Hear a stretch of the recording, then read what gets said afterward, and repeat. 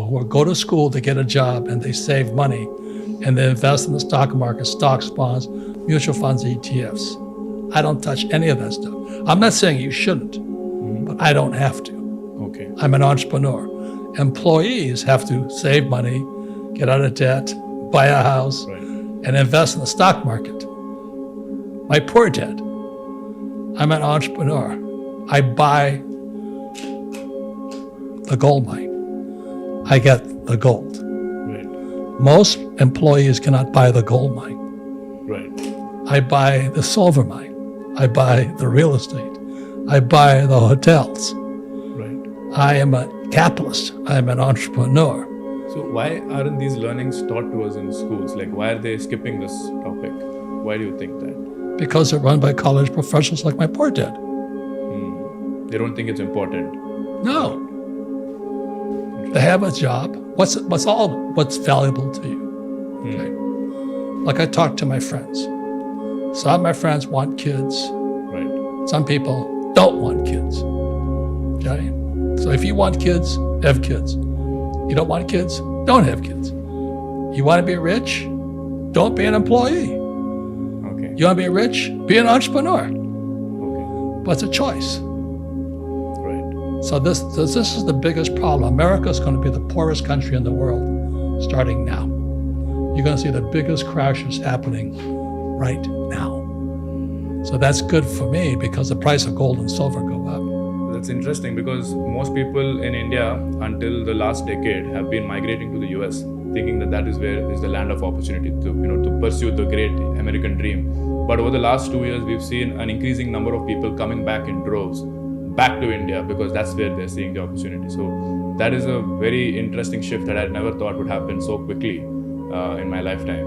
Right? So You're a very smart young man. yeah. You see what happens is every place I go, I travel the world since I was a kid. Yes.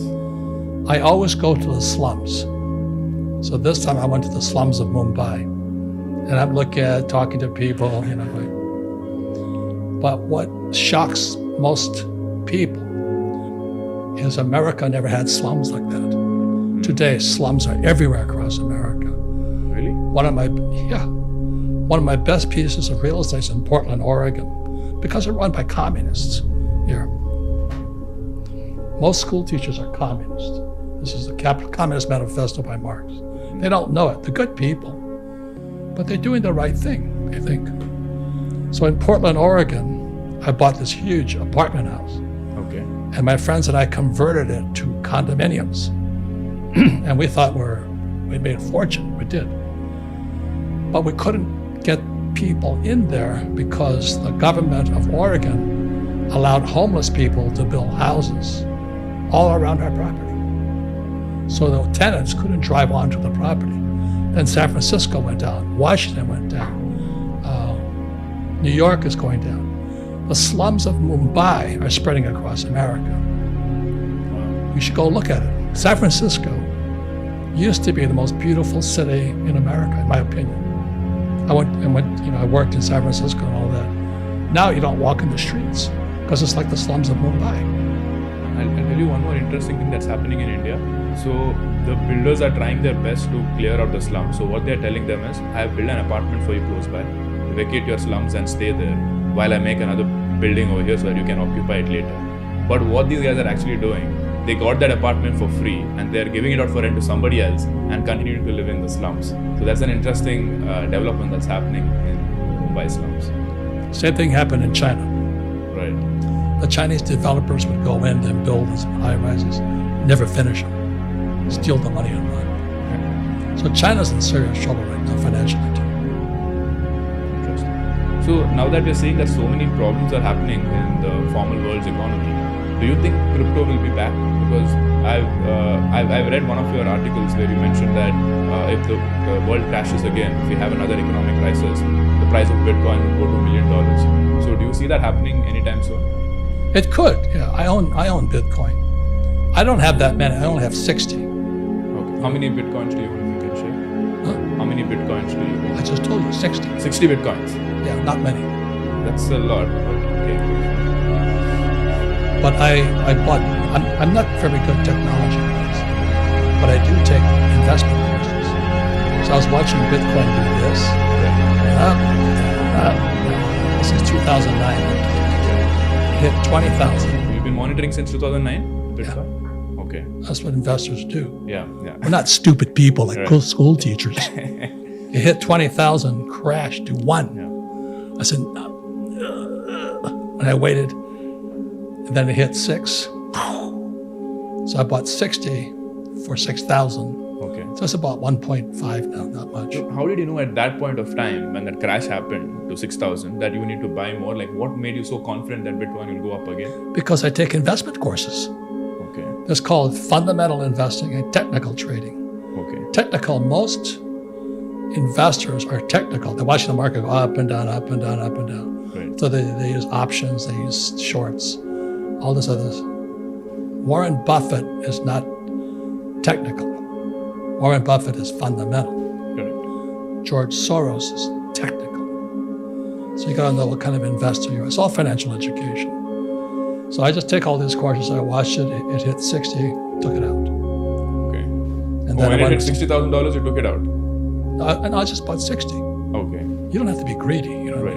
Right. But did you cash out when the boom happened? I never sold. You never sold? I never sell. Got it. I only buy. So you're still bullish on it going above than what it is currently? Well, I'm kind of worried, but I was given this my very precious gift here.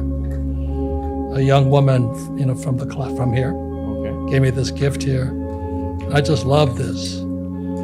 It's it's Rich Dad Poor Dad with Bitcoin on it. Wow. The reason this is important is a very simple reason. Is this is fake. Everybody who works for dollars, yen, pesos, rupee, this is fake. Stupid people work for this stuff. Okay, And that's what we get, but then don't keep it like that. Put it somewhere else. well, it's fake. Yeah. So when she gave me this, I was happy because I like Bitcoin because Bitcoin is blockchain. Right.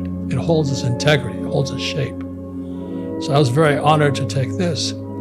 The problem with Bitcoin, this is my warning to all the crypto guys. You're messing with the federal government. That's what I was going to get to, like how it will be. Yeah, so America just this year already said they're going to come out with a CBDC, with central bank digital currency. You guys know more about tech than I ever will. Even India has come up with Yeah. something of that sort.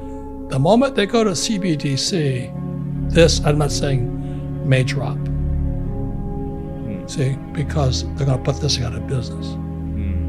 So you got to be very, I'm not saying it's going to happen, but I still stay with, God, this thing is really a pain. But it would still depend on adoption, right? This is God's money. Okay. Bitcoin's people's money. Okay. This is fake money.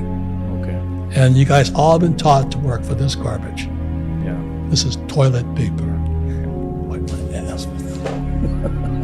But the problem started, like, I mean, for the longest time, that paper money was pegged to dollar, the gold and Yes, silver. yes, yes, Until yes. then, it was fine. But then once they made it fiat, and when they could just print how much ever they want, that's when the problem started, is what you're saying. Yes, this is fake. And the reason I showed you this is this has started in 1971, Nixon, this is macro. Okay. Nixon took the dollar off the gold standard. Yeah. So 71, a dollar became fake. Then it became the petrodollar. What dollar? Boomed. Real estate boomed Yeah. because they were printing this as fast as they wanted to. Right. Every time America got into trouble, they printed this. Can you briefly explain what happens when the government prints a lot of money? Who does it impact and how? Well, there's inflation. Right. So right now, in America, I'm sure it's here too, many people can't afford to eat anymore. It's become expensive. Yeah, the homeless people in America, some of them are drugs, obviously. A lot of them just can't afford a house. Right. Same So- situation. Yeah, because this is toilet paper. And our school teachers will never tell us this because the school teachers are Marxists. They're good people. Can you tell briefly what a Marxist means? Taxes.